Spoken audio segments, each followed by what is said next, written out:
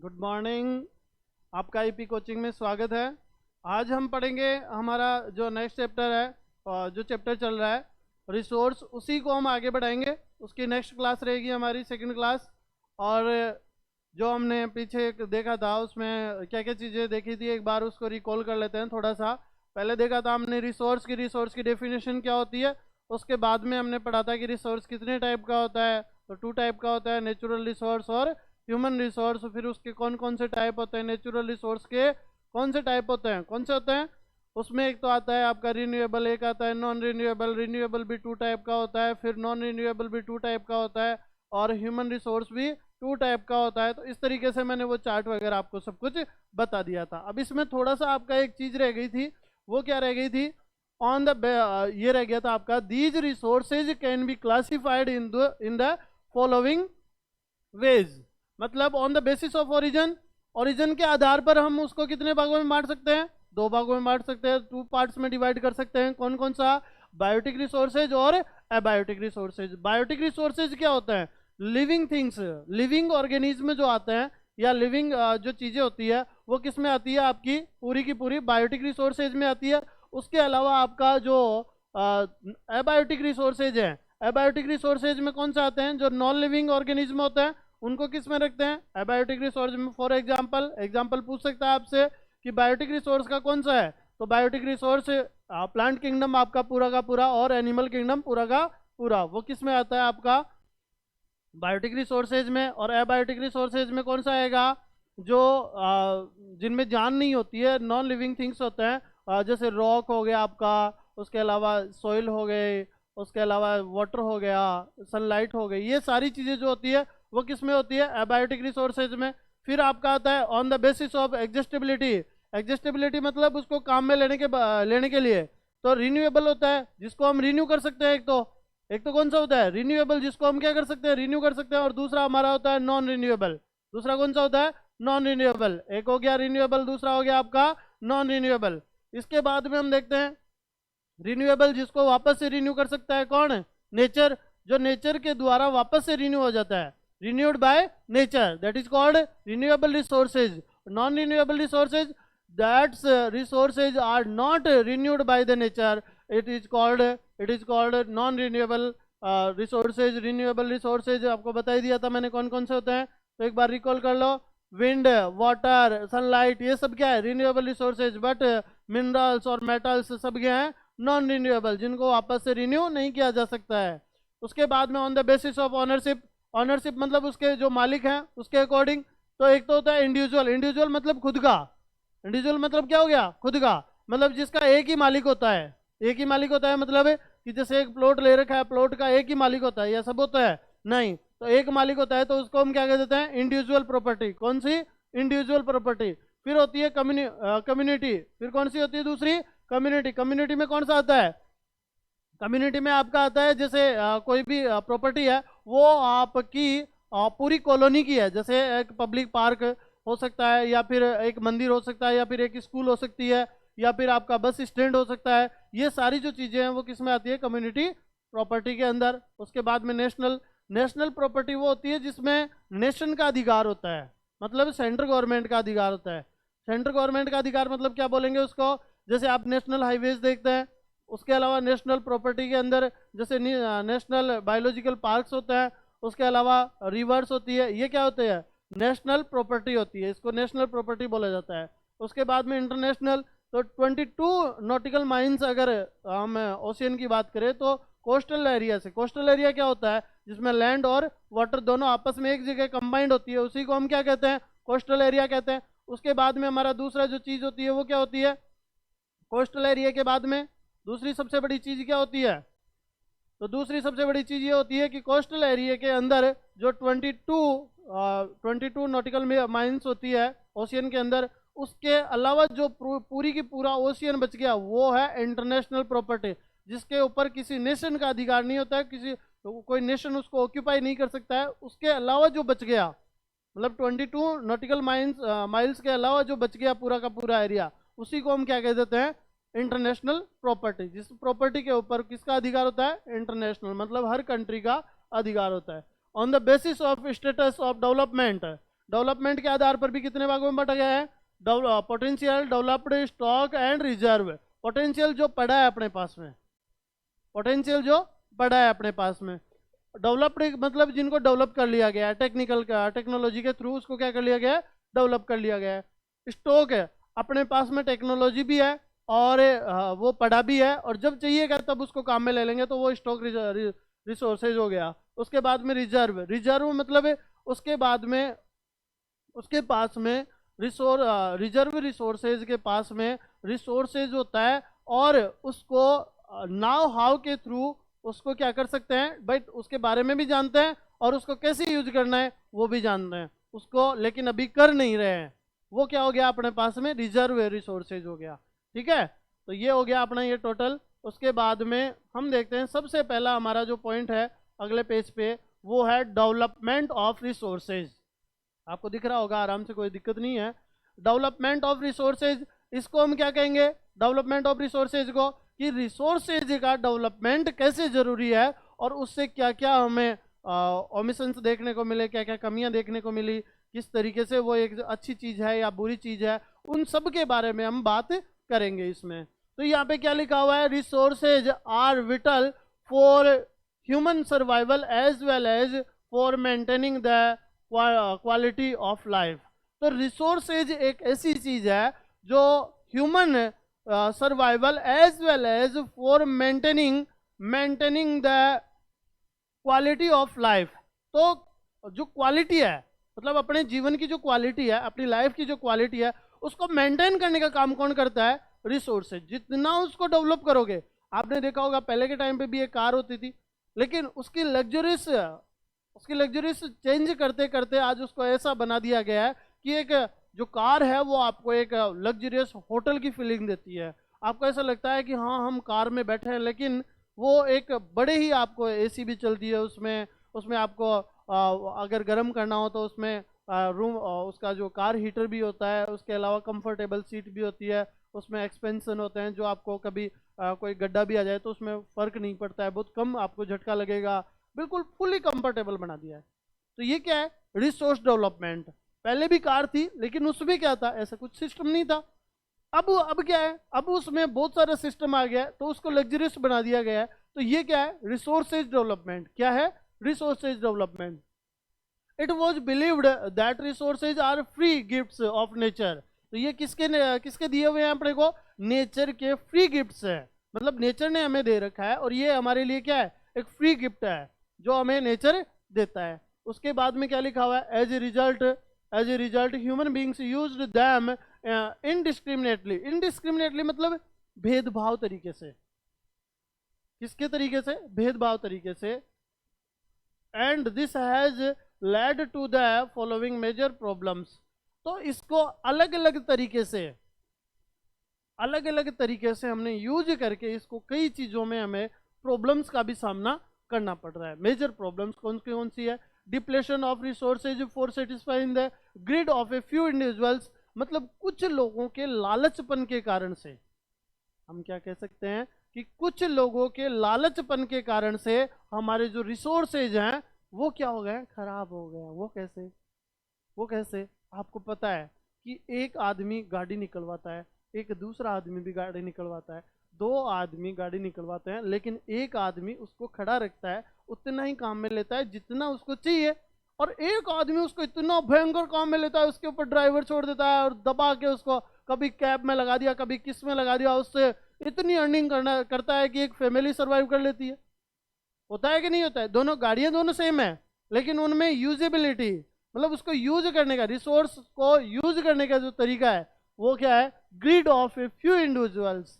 Few individuals मतलब क्या हो गया कि कुछ लोग जो अपने लालचपन के कारण से क्या कर लेते हैं, क्या करते हैं भाई? लालचपन। अब आप बुरा नहीं मानोगे, क्योंकि देखो ये मैंने एक एग्जाम्पल दिया है, ये नहीं है कि मैं किसी एक आदमी को बता रहा हूँ, किसी स्पेशल एक क्लास के लिए मैं कुछ बता रहा हूँ। ये एक ऐसी चीज है जो रिसोर्सेज है, और उनको जितना काम में लोगे, आपके पास में भी है, आप बुक है आपके पास में, आप बुक को ही अपना रिसोर्सेज मान लो, बुक है आपके पास में। अब इस बुक को आपको क्या करना है?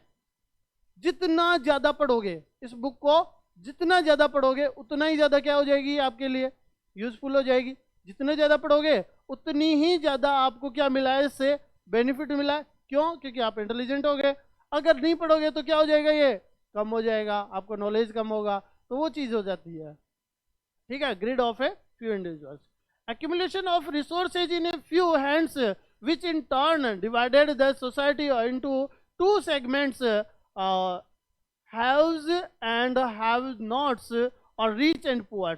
कुछ ऐसे रिसोर्सेज हैं जो कुछ लोगों के सीमित हो गए हैं, कुछ लोगों तक सीमित हो गए हैं। मतलब कि जैसे कि कुछ लोग कह सकते हैं अपन के स्पेसिफाई एक क्लास की बात कर लेते हैं कि जैसे कोई वर्ग है, जैसे जो कोई क्लास है, उसमें क्या होता है कि वो ज़्यादा रिसोर्सेज को काम में लेने पे ज़्यादा काम करते हैं। जैसे कि मान लो कि बिस्लरी का आपने नाम सुना होगा। बिस्लरी क्या है? एक वाटर रिसोर्सेज है। वाटर रिसोर्स को उन्होंने क्या किया, ज़्यादा से ज़्यादा उसको प्यूरिफाई करके करके और बेचते गए बेचते गए बेचते गए बेचते गए। लेकिन इसके बारे में अब वो जो इस रिसोर्सेज को काम में ले रहा था, इस रिसोर्स को ज़्यादा से ज़्यादा जिसने काम में लिया, वो तो क्या बन गया, पैसे वाला बन गया। अच्छे से एकदम बिल्कुल शानदार तरीके से उसके पास पैसे हो गए, वेल लग्जरियस लाइफ जी रहा है। और एक दूसरा जो उसके रिसोर्सेज के बारे में नहीं जानता है, वो सिर्फ जैसे गर्मियों में आपने देखा होगा वो मटका लगा के पानी पिलाने वाले होता है, तो वो मटका लगा के पानी पिलाने वाले होते हैं। तो एक तो हो गया बिस्लरी और एक वो हो गया, तो वो उन्होंने ज़्यादा उस रिसोर्सेज को काम में नहीं लिया, बस उन्होंने जितनी नीड थी उसको सेटिस्फाई किया। तो वो हो गए गरीब और वो हो गए पैसे वाले। तो इस जो सोसाइटी को दो क्लास में कैसे बांटा है कि रिसोर्सेज की यूजिबिलिटी के थ्रू, कि जिसने ज्यादा यूज किया वो उतना पैसे वाला बन गया, जिसने कम यूज किया वो उतना कम पैसे वाला बन गया है। समझ में आ गई बात आपको? आगे देखते हैं। Indiscriminate exploitation of resources has led to global ecological crisis such as global warming, ozone layer depletion, environmental pollution and land degradation। भाई आपने सुना होगा ओजोन लेयर डिप्लेशन का मतलब क्या होता है। ओजोन लेयर का मतलब क्या होता है कि O3 मतलब ओजोन गैस है। ओजोन गैस से एक लेयर बनी हुई है, कहाँ पे, अपने एनवायरनमेंट में, एक्सोस्फीयर में बोल सकते हैं उसको। वैसे तो ओजोन लेयर होती है, लेकिन अब ओजोन लेयर करती क्या है, तो टू प्रोटेक्ट अस फ्रॉम पैरा बैंगनी रेज, जो कहाँ से आती है, सन से आती है। सन से आने वाली पैरा बैंगनी रेज को रोकने काम कौन करती है आपकी, कौन करती है, ओजोन लेयर करती है। वो आपको प्रोटेक्ट करती है। अब ये ओजोन लेयर में जो पैरा बैंगनी रेज है, वो अगर सन की लाइटें हैं, सन की जो रेज है पैरा बैंगनी रेज, वो अगर डायरेक्ट उस पर आ गई, अर्थ पे आ गई, तो उसका क्या फर्क पड़ेगा, कुछ फर्क नहीं पड़ेगा, है ना? नहीं, फर्क पड़ेगा उसका। कैसे? Skin disease, skin cancer, fungus infection, ये सब किसके कारण से होता है, पैराबैंगनी रेज के कारण से होता है। और आपकी जो स्किन है वो भी डैमेज होना स्टार्ट हो जाएगी। अब ये जो ओजोन लेयर है वो अपने को प्रोटेक्ट कर रही है, ठीक है। तो ये प्रोटेक्ट कर रही है, तो इसको जो ये जो खराब हो रही है वो किस कारण से हो रही है, तो कार्बन मोनोऑक्साइड के कारण से हो रही है। अब कार्बन मोनोऑक्साइड क्या होता है, कार्बन मोनोऑक्साइड आपकी कहाँ से निकलती है, चिमनियों से निकलती है। जो इंडस्ट्रीज होती है उनकी चिमनियाँ होती है, मतलब जो हार्मफुल गैसेज होती है, जैसे ब्यूटेन, प्रोपेन, ये वाली जो गैसेज है, कार्बन मोनोऑक्साइड। अब ये जो गैसेज है ये उसको डिप्लेशन करने का काम करती है, उसका तोड़ने का काम करती है, उसको कम करने का काम करती है, उसकी मोटाई जो थिकनेस है उसको कम करने का काम करती है। किसकी? ओजोन लेयर की। समझ में आ गई आपको बात? अब हम आगे बात करते हैं ओजोन लेयर के बाद में ग्लोबल वार्मिंग। ग्लोबल वार्मिंग का मतलब क्या होता है? भाई आपने सुना होगा कि हर बार एक न्यूज आती है गर्मियों में, जब भी गर्मियाँ आती है, कि अब की बार 10 साल का रिकॉर्ड टूटा, अब की बार 20 साल का रिकॉर्ड टूटा। जो आपका टेम्परेचर है वो 48 डिग्री पे पहुंच गया है, 48 डिग्री सेल्सियस पे पहुंच गया है, 49 डिग्री सेल्सियस पे पहुंच गया है। तो ये जो चीजें हैं वो किस कारण से हो रही है भाई? एनवायरमेंट में पोल्यूशन बढ़ेगा, पोल्यूशन बढ़ेगा तो उसके कारण से जो ग्लोबल वार्मिंग है, अर्थ की जो वार्मिंग है वो बढ़ेगी, और वो बढ़ेगी तो ऑटोमेटिक हीट जनरेट होगी, और हीट जनरेट होगी तो धूप बढ़ेगी, और भी कई चीजें होगी, और जो ओजोन लेयर है वो भी कम होगी। तो ये सारी चीजें जो है वो रिसोर्सेज को ज्यादा काम में लेने के कारण से, या ओवर यूज ऑफ रिसोर्सेज कह सकते हैं, उसके कारण से क्या होता है, ये सब चीजें होती है, ये सब क्राइसिस होते हैं। ठीक है, अब आगे देखते हैं। ये यहाँ पे लिखा हुआ है कि अगर आपका जो ऑयल रिसोर्सेज है वो अगर खत्म हो गया तो उसका फिर क्या होगा, तो आपको पता है क्या होगा, अपनी गाड़ियाँ बंद पड़ जाएगी और उसका दूसरा ऑप्शन अपने को निकालना पड़ेगा। An equitable distribution of resources has become essential for its sustained quality of life and global peace। भाई ग्लोबल पीस क्या है? ग्लोबल पीस क्या है? जो वर्ल्ड है अपना, उसकी शांति के लिए, संसार की शांति के लिए, वर्ल्ड पीस के लिए, ग्लोबल पीस के लिए हमें क्या करना पड़ेगा कि जो असेंशियल है, मतलब हमें जो चाहिए भाई, वो तो अब जैसे पानी पीना है, पानी पीना है तो अगर एक गिलास अपने को पीना है तो अपन एक गिलास काम में ले सकते हैं, लेकिन हमें चाहिए एक गिलास, हमने 3 गिलास उससे पहले फेंक दिए, 2 गिलास उसके बाद में छोड़ दिए, उस बोतल में छोड़ दिया, और वो वेस्ट पानी जो है वो क्या है? वो क्या है? आपका ओवर यूज ऑफ रिसोर्सेज। आपको उसके लिए क्या करना पड़ेगा? यूजेज यानी सस्टेबल उसको काम में लेना पड़ेगा, sustainable quality of life and global piece. मतलब अपने को लाइफ को सस्टेबल तरीके से अगर चलाना है, या लाइफ को अगर अच्छे तरीके से आपको सर्वाइव करना है, तो उसके लिए हमें सस्टेबल डेवलपमेंट जरूरी है। उसके बाद में क्या है? If the present trend of resources depletion by a few individual and countries continues, the future of our planet is a danger। मतलब ऐसे ही जिस तरीके से अभी कर रहे हैं उस तरीके से चलता रहा आपका, उसी तरीके से आपने डिप्लेशन करते रहे रिसोर्सेज का, तो एक दिन ऐसा आएगा कि आपके रिसोर्सेज पूरी तरीके से खत्म हो जाएगा और जो आपका प्लेनेट है वो आपका डेंजर जोन में चला जाएगा। Therefore, resources planning is essential for sustainable existence of all forms of life। मतलब कि एक रिसोर्स को काम में लेने के लिए उसको एक लिमिट से काम में लेना जरूरी है। किसके लिए? सस्टेनेबल इकोनॉमिकल डेवलपमेंट के लिए। सस्टेनेबल इकोनॉमिकल डेवलपमेंट के लिए उसको सस्टेनेबल तरीके से काम में लेना, एग्जिस्टेंस करना जरूरी है। ठीक है, sustainable existence is a component of sustainable development. तो सस्टेनेबल एग्जिस्टेंस किसका कंपोनेंट हो गया? सस्टेनेबल डेवलपमेंट का ही कंपोनेंट हो गया। ये क्या है? सस्टेनेबल एग्जिस्टेंस क्या है? मतलब कि एक ऐसा तरीके से एक ऐसा रिसोर्सेज को काम में लेना जिससे ना तो उसका डिप्लेशन हो और ना ही वो मतलब जो नीड है अपनी वो कम रहे, मतलब नीड भी सेटिस्फाई हो जाए और उसका डिप्लेशन भी नहीं हो। उसी को हम क्या कह देते हैं? Component of sustainable development. आ जाओ ऊपर, आ जाओ वापस से आगे। Very good. अब यहाँ पे डेफिनेशन दे रखी है सस्टेनेबल डेवलपमेंट। किसकी दे रखी है? Sustainable development. Sustainable economical development means, sustainable economical development means development should take place without damaging the environment, and development in the present should not compromise with the need of the future generations। मतलब कि हमें उतना ही काम में लेना है कि जैसे आप देख रहे हो अभी पेट्रोल डीजल जो फॉसिल फ्यूल्स हैं उनको ओवर यूज किया जा रहा है। ओवर यूज का मतलब क्या हो रहा है कि आप देखते हो बत्ती पे जैसे रेड लाइट होती है, रेड लाइट पे आपने देखा होगा काफ़ी सारी गाड़ियाँ चालू रहती है। अगर उनको कुछ सेकंड्स के लिए भी अगर बंद कर दिया जाए तो आपको पता है कितना पेट्रोल डीजल बचेगा? भाई एक बत्ती के ऊपर आपने देखा अगर 50 व्हीकल्स वहां पे खड़े हैं, 50 व्हीकल्स आर स्टैंडिंग देयर, तो अगर उनको हम कुछ सेकंड, अगर 1 मिनट की आपकी बत्ती है, रेड लाइट कितनी देर की है? 1 मिनट की, तो हमने अगर 1 मिनट तक उन ऑल व्हीकल्स को स्टॉप कर दिया, उनके इंजन को स्टॉप कर दिया, तो हम देखेंगे कि उस 1 मिनट में भी काफी सारा हमारा जो कंजप्शन है वो कम होता जा रहा है। समझ में आ गया आपको? अभी आपने देखा होगा रेल लाइंस वगैरह इलेक्ट्रिकली कर दिया गया है, उनको इलेक्ट्रिकल से चलाने वाले जो सिस्टम है उनसे ऑपरेट करने लग गए हैं। उसके अलावा इलेक्ट्रिकल भी या इलेक्ट्रिसिटी भी जो ये आपके स्टेशंस हैं उनमें सोलर एनर्जी काम में ली जाने जा रही है।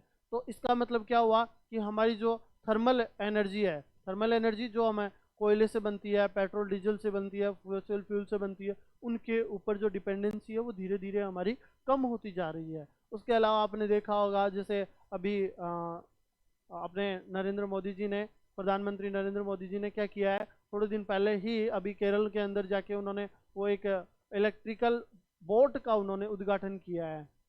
ठीक है, तो वहाँ पे वो इलेक्ट्रिकल बोट का मतलब क्या हो गया कि वो उस बोट में जो सोलर सिस्टम लगा हुआ है वो सोलर सिस्टम ही इलेक्ट्रिसिटी बनाएगा और वो ही उसको ड्राइव करने के लिए, चलाने के लिए काफ़ी रहेगा।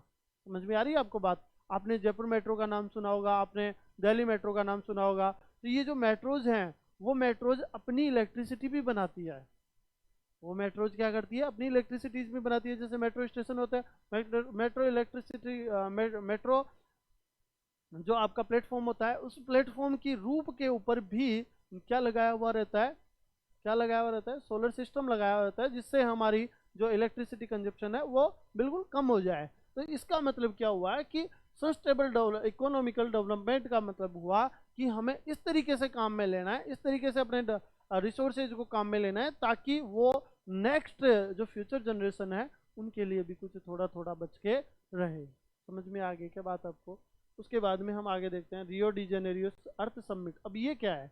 इन June 1992 more than 100 heads of states met in Rio de Janeiro in Brazil. भाई ब्राजील के अंदर रियो डी जेनेरियो क्या है? एक जगह का नाम है। तो वहां पर 100 स्टेट्स मतलब 100 कंट्रीज के आसपास में उस टाइम पर इकट्ठे हुए थे। कब है? 1992 में। द समिट वाज, तो ये क्या था? For the first international earth summit है। तो ये पहला इंटरनेशनल अर्थ समिट था।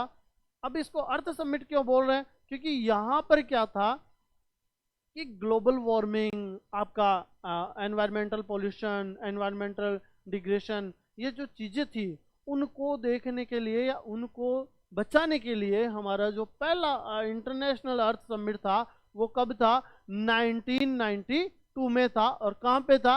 रियो डी जेनेरियो, जो ब्राजील के अंदर था। और इसमें हुआ क्या था? The summit was convened for addressing urgent problems of environmental protection and socio-economic development at the global level। कि इसके अंदर वो सारी चीज़ें देखी जाएगी जो एनवायरमेंटल प्रॉब्लम्स हैं या एनवायरनमेंट को ख़राब करती जा रही है या एनवायरनमेंट में डिग्रेशन होता जा रहा है। उसके अलावा सोशियो इकोनॉमिक डेवलपमेंट मतलब पूरे समाज का, पूरे सोशल का। हम इकोनॉमिकल मतलब एक पैसे के तौर पे देखा जाए तो गरीब और जो अमीर हैं उनके बीच का जो डिफरेंस है उसको कम करने की जो चीज़ें हैं उनको हम आगे लाने की कोशिश कर रहे हैं ग्लोबल लेवल पे, वर्ल्ड लेवल पे। The assembled leaders signed the declaration on global climate changes and biological diversity। अब ये जो वर्ड है बायोलॉजिकल डाइवर्सिटी, वो क्या है आपका?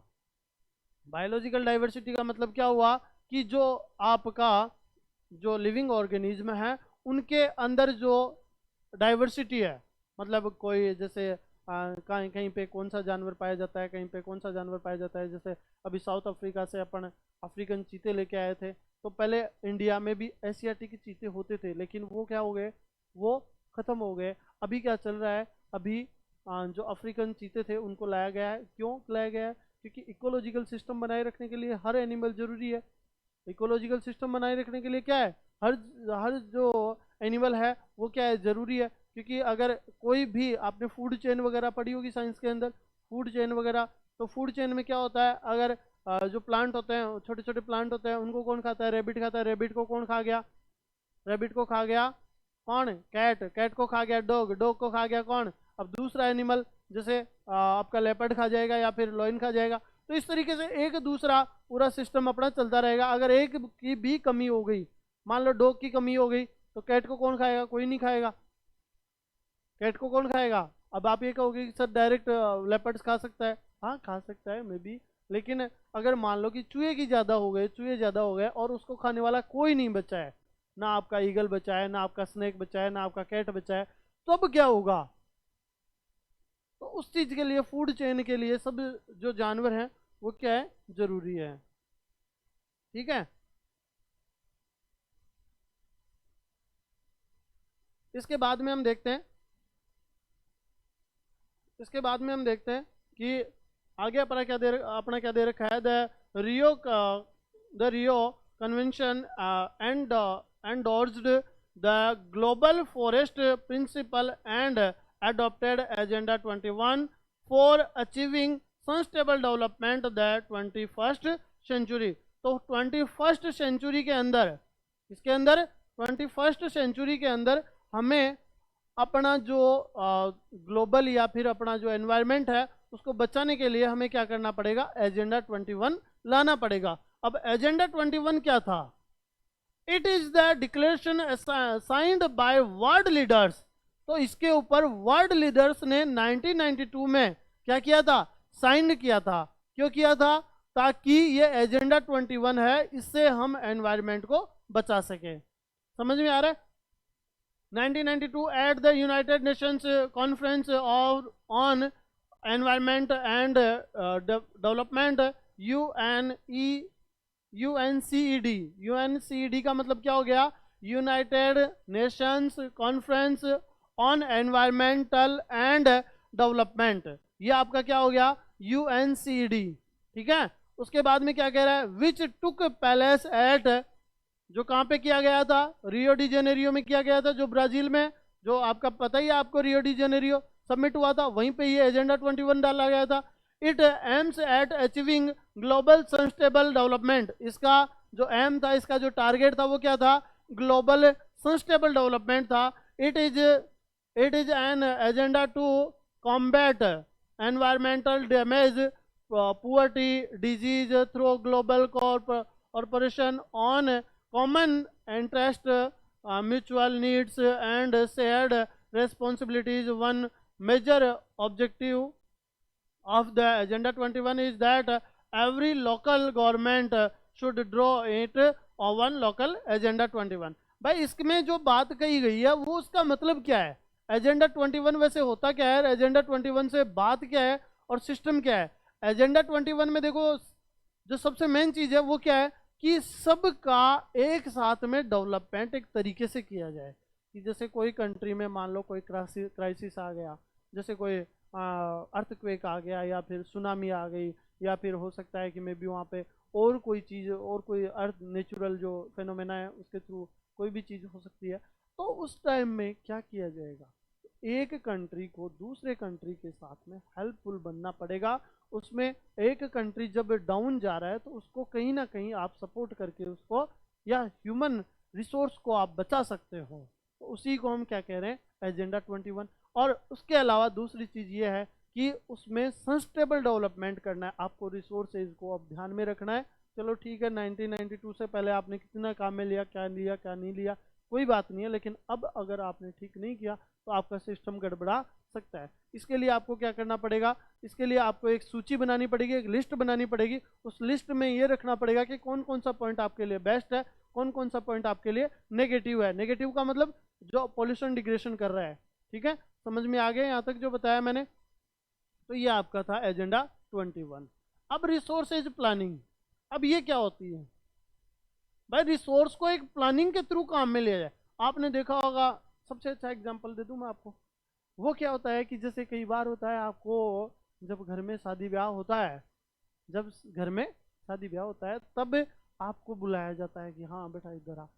आपके बड़े भैया को बुलाया जाता है, आपके कजन ब्रदर को बुलाया जाता है, सबको एक बार बुलाया जाता है, बैठाया जाता है, सबसे पूछा जाता है कि अरे अपन शादी कर रहे हैं, क्या क्या करना पड़ेगा अपने को, क्या क्या चीज़ें देखनी पड़ेगी।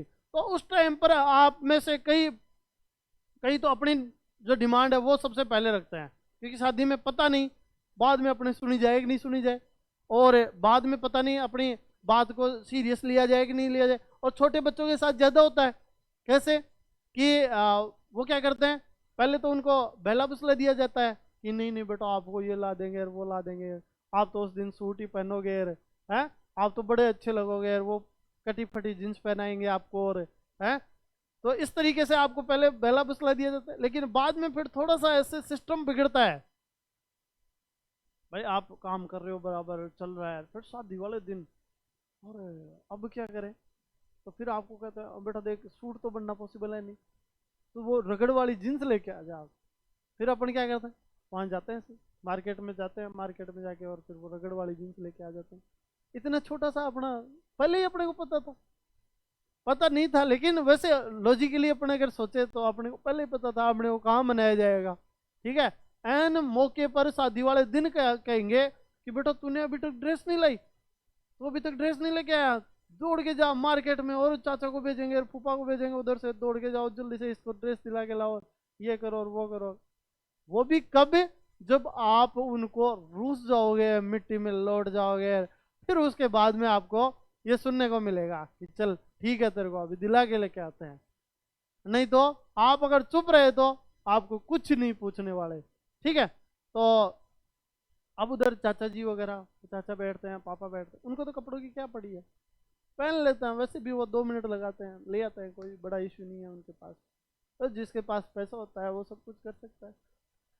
तो वो उधर बैठे बैठे प्लानिंग करते हैं कि हाँ ये आपका जो अपना मेन्यू रहेगा उसमें जिमनार में क्या क्या रहेगा, सुना होगा आपने अच्छे से, भाई जिमने में क्या क्या चीज़ें रहेगी। उसके बाद में दूसरा आपका पॉइंट उठता है कि सर ये खड़ा खाना रहेगा, ये आपकी स्टॉल्स रहेगी, ये जूस रहेगा, ये आपका आइसक्रीम रहेगी। ये सारी चीज़ें आपके दिमाग में, आपके दिमाग में नहीं, आपके पापा जी के दिमाग में आ जाती है। वो सोचते रहते हैं, बातें करते रहते हैं उस मामले में। फिर जब भी चाचा जी बोलते हैं हाँ उसके बाद में क्या करना है, फिर उसके बाद में क्या करना है, बारात को कौन सा नाश्ता देना है, बारात जाने के बाद क्या करना है, आने के बाद क्या करना है, ये सारी जो है वो प्लानिंग की जाती है पहले। और वो प्लानिंग एक दिन की प्लानिंग नहीं होती है, वो पिछले 6 महीने की प्लानिंग को एक दिन में दिखाना होता है। कब? शादी वाले दिन। मतलब 6 महीने से पहले प्लानिंग करते रहते हैं पूरी एकदम भयंकर तरीके से, उसके बाद उसको एक दिन क्या करता है, दिखाते हैं कि हाँ ये था, ऐसे ऐसे सोच रहे थे, ऐसे ऐसे कर रहे थे। तो जो काम है उसके बारे में पहले से हमें क्या करनी पड़ती है, प्लानिंग करनी पड़ती है। समझ में आ गया क्या? शादी के बारे में ज़्यादा नहीं सोचना है, नहीं तो आपको पता है आप पतासी के बारे में ज़्यादा सोचने लग जाओगे, और जब पतासी के बारे में ज़्यादा सोचोगे तो नॉर्मल सी बात है आपको क्या हो जाएगा, फिर पतासी खाने का मन हो जाएगा। और आप क्या करोगे, अभी पहले क्लास को मिस और पहले पतासी के पास पहुंच जाओगे। ठीक है, तो ये छोटी छोटी मजाकें आपकी होती रहेगी। हाँ भाई, planning is the widely accepted strategy for judicious use of resources. मतलब प्लानिंग का मतलब ये हो गया कि आपकी जो स्ट्रेटजी है रिसोर्स को लेके वो आपकी कितनी है, भाई इस रिसोर्स को कितना काम में लेना है। आपने देखा होगा कि आपके घर पे लाइट आती है, लाइट आती है तो क्या करते हो आप, फैन ऑन किया, ये किया, वो किया, वो किया। लेकिन आपके पापा को पता होता है कि हमें अगर एसी चलाई, हमने अगर एसी चलाई तो हमारा जो एस्टिमेट है या हमारा जो बिल है वो इतना जाएगा। ठीक है, हमने अगर इसकी जगह डक्टिंग लगवाई तो हमारा जो इलेक्ट्रिसिटी बिल है वो इतना जाएगा। तो अपनी सैलरी कितनी आती है उसके अकॉर्डिंग, भाई सैलरी अगर 2-3 लाख रुपए आती है तो ऑब्वियसली क्या चलेगा घर पे, एसी चलेगी, पूरे दिन भर एसी चलेगी। अगर नॉर्मल बात है, अगर कोई 30-40-50 हज़ार रुपये कमा रहा है तो उसके घर पे क्या चलेगा, उसके घर पे भी एसी चलेगी, लेकिन वो कौन सी, डक्टिंग वाली। अरे कम नहीं होती है, वो भी अच्छी होती है, ऐसे छोटी नहीं रखनी है। हाँ, और कूलर भी लगेगा तो वो भी बेस्ट है, क्योंकि एसी तो आप खरीद ही दोगे एक दिन, क्योंकि झंडे आपको गाड़ने ही है, आप मेहनत कर ही रहे हो, तो आप मेरिट में जिस दिन आ जाओगे उस दिन झंडे अपने आप गढ़ने ही गढ़ने। ठीक है, आगे देखते हैं। It has importance in a country like India which has enormous diversity in the availability of resources. There are regions which are rich in certain types of resources but are deficient in some other resources. There are some resources which can be considered self-sufficient in terms of the availability of resources, and there are some regions which have acute shortage of some vital resources. कि ये कह रहा है कि कई जगह तो जो इंडिया है, अच्छा एग्जांपल इंडिया को ले लेता है। सबसे पहले इंडिया में क्या कह रहा है कि इंडिया में कुछ रिसोर्सेज तो ऐसे हैं जो आपको लगभग स्टेट्स में मिल जाएंगे। ठीक है, लेकिन कुछ रिसोर्सेज ऐसे भी हैं जो आपको एक स्पेसिफाई या एक ही स्टेट में आपको देखने को मिलेगा। तो डाइवर्सिटी का मतलब ये हो गया, कहीं पे कम तो कहीं पे ज्यादा, कहीं पे कम तो कहीं पे ज्यादा, कहीं पे न के बराबर तो कहीं पे सबसे ज्यादा। इसको कहते हैं क्या, डाइवर्सिटी ऑफ रिसोर्सेज। अब ये कैसे, वो भी देख लो। For example the state of Jharkhand. तो सबसे पहले क्या लिया, झारखंड, छत्तीसगढ़ और मध्य प्रदेश, अरुणाचल प्रदेश, मध्य प्रदेश। आर कौन कौन सा लिया है, झारखंड, छत्तीसगढ़ और Madhya Pradesh are rich in minerals, मतलब वहां पे सबसे ज्यादा मिनरल्स होगी। जब अपन मिनरल्स वाला रिसोर्सेज, मिनरल रिसोर्सेज वाला चैप्टर पढ़ेंगे या मिनरल वाला जब चैप्टर पढ़ेंगे तो उसमें क्या आएगा, आपको देखने को मिलेगा कि आयरन भी झारखंड में, कोयला भी झारखंड में है। तो ये जो सारी चीजें हैं, कॉपर भी झारखंड में, तो आपको देख के ऐसा लगेगा सर झारखंड में सभी होते हैं। तो यहाँ पे पहले कह दिया है कि झारखंड, छत्तीसगढ़ और मध्य प्रदेश में सबसे ज्यादा आपका क्या होता है, मिनरल्स होता है। उसके बाद में एंड कोल डिपॉजिट्स, और यहाँ पे मिनरल्स के अलावा कोल डिपॉजिट्स भी, कोयले की खानें भी सबसे ज्यादा होती है। इसीलिए राजस्थान में जब भी कोयला कम पड़ता है भाग के कहाँ जाते हैं, झारखंड में जाते हैं। पता है ना आपको, इलेक्ट्रिसिटी गायब, इसका मतलब कोयला खत्म, और कोयला लाने कहाँ जाएंगे, झारखंड जाएंगे। Arunachal Pradesh has evidence of water resources, evidence मतलब खूब सारा माल पड़ा है, किसका, पानी का। पानी का मतलब वाटर रिसोर्स वहां पे इतना ज्यादा है जिसकी हद नहीं है। मतलब अरुणाचल प्रदेश में सबसे ज्यादा क्या है, water resource, reach in water resources, okay. But lakhs in infrastructure development, लेकिन वहां पे बिल्डिंगें नहीं बनी हुई।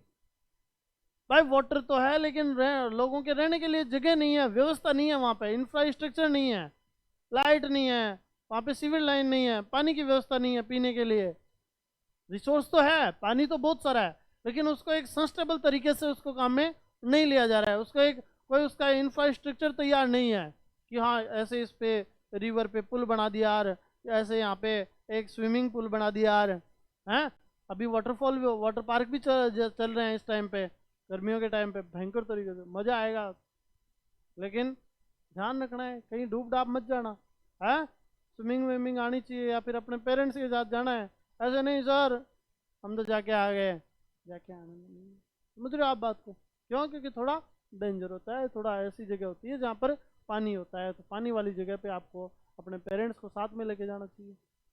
अकेले अकेले क्या मजे करोगे, मम्मी पापा भी तो होने चाहिए साथ में, हाँ। आगे लेते हैं।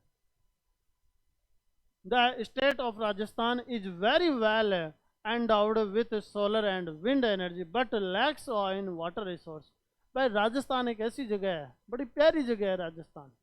राजस्थान क्या है, बड़ी प्यारी जगह है। कैसे है प्यारी जगह, क्योंकि यहाँ पे हवाएं बहुत चलती है, और हवाएं भी कौन सी, हाँ, हवाएं भी कौन सी, गर्म हवाएं चलती है। कब, गर्मियों में, और ठंड में ठंडी हवाएं चलती है। तो आपको ये पता होना चाहिए कि यहाँ पर जो विंड एनर्जी जो बनाई जाती है, विंड पावर प्लांट, तो वो यहाँ पे बड़े बड़े पंखे लग सकते हैं और उनसे अच्छी एनर्जी बनाई जा सकती है, ठीक है। तो बनाते भी हैं वैसे राजस्थान में। आपने जीन माता का नाम सुना होगा, तो वहाँ पे खूब सारे पंखे लगे हुए हैं। अच्छा एग्जाम्पल आपके लिए सबसे पास में और सबसे बिल्कुल क्लियर देखने के लिए वही है। फिर दूसरा आपका सोलर, सोलर एनर्जी कैसे, क्योंकि यहाँ पे डेजर्ट है, डेजर्ट है तो इसका मतलब धूप भी ज़्यादा गिरती है, धूप ज़्यादा गिरती है तो आपका सोलर सिस्टम भी अच्छे से काम है, परफेक्टली काम है करता है। आगे देखते हैं। लेकिन यहाँ पीने के पानी की बहुत ही समस्या है। ऐसा मत सोचना कि सर पानी पीने के लिए नहीं है, नहीं, पानी पीने के लिए गवर्नमेंट खूब सारे आपके काम कर रही है, खूब सारे आपको वो परियोजनाओं से जोड़ रही है। अभी 3 लाख करोड़ की जो पेयजल योजना है, उसमें गाँव में सब जगह पानी की सुविधाएं की जा रही है, सबके घर पे नल ला रहे हैं, सिटी में भी ला रहे हैं तो गांव में भी ला रहे हैं। और जयपुर जैसी सिटी में तो कोई दिक्कत वाली बात है ही नहीं, क्यों, क्योंकि टोंक में बना हुआ है अपना बिसलपुर डैम, तो उसमें खूब सारा पानी पड़ा है, कोई दिक्कत वाली बात नहीं है। आप मस्त रहो, बस मस्त रह के आप पढ़ते रहो, ठीक है। आगे देखते हैं। The cold desert of Ladakh is relatively isolated from the rest of the country. Isolated मतलब अलग कटा हुआ भाग है, थोड़ा सा कटा हुआ, मतलब ऐसे बता रहे हैं कि भाई वो ऊपर ही ऊपर है, तो उसका नीचे वाले कंट्रीज से, मतलब जो इंडिया के बाकी स्टेट्स रह गए, कंट्री नहीं बेटा सॉरी, तो जो बाकी स्टेट रह गए, लद्दाख जो यूनियन टेरिटरी बना दिया गया है अभी, तो लद्दाख के अंदर कौन सा डेजर्ट है, कोल्ड डेजर्ट है। कौन सा डेजर्ट है, कोल्ड डेजर्ट। कोल्ड डेजर्ट किसको कहते हैं, जहाँ पे वेजिटेशन बहुत कम होता है और हमेशा आइस ही आइस दिखती रहती है, बर्फ ही बर्फ पड़ती है, स्नोफॉल हमेशा होता रहता है, उसको हम कहेंगे क्या, कोल्ड डेजर्ट। समझ में आ गई क्या बात। आगे देखते हैं। अब सर कोल्ड डेजर्ट में होता है क्या, तो वहाँ पे आराम से घूम के आने की जगह है, टूरिस्ट वाली जगह है। और दूसरी कल्चरल जगह है। कल्चरल जगह क्यों बोलते हैं? क्योंकि वहाँ की लद्दाख की जो कल्चर है वो एक अलग ही लेवल की है। वो अपनी कल्चर को बचाए रखे हुए हैं अभी तक, और उसी के लिए वो वर्ल्ड में फेमस है। इंटरनेशनल मार्केट में उनका सबसे ज़्यादा दबदबा किस चीज़ को लेके है? अपनी ट्रेडिशन को बचाने के लिए, अपनी संस्कृति को बचाने के लिए, अपनी कल्चर को बचाने के लिए। It has very rich cultural heritage but it is deficient in water infrastructure and some vital minerals. मतलब कुछ यहाँ पे इंफ्रास्ट्रक्चर भी अच्छा है, कुछ यहाँ पे जो बहुत कम रेयर जो मिनरल्स होते हैं वो भी मिलते हैं यहाँ पे। उसके अलावा यहाँ पे और क्या क्या मिलते हैं, वो वहाँ की जो कल्चर फेमस है वो मैंने आपको बताई दी।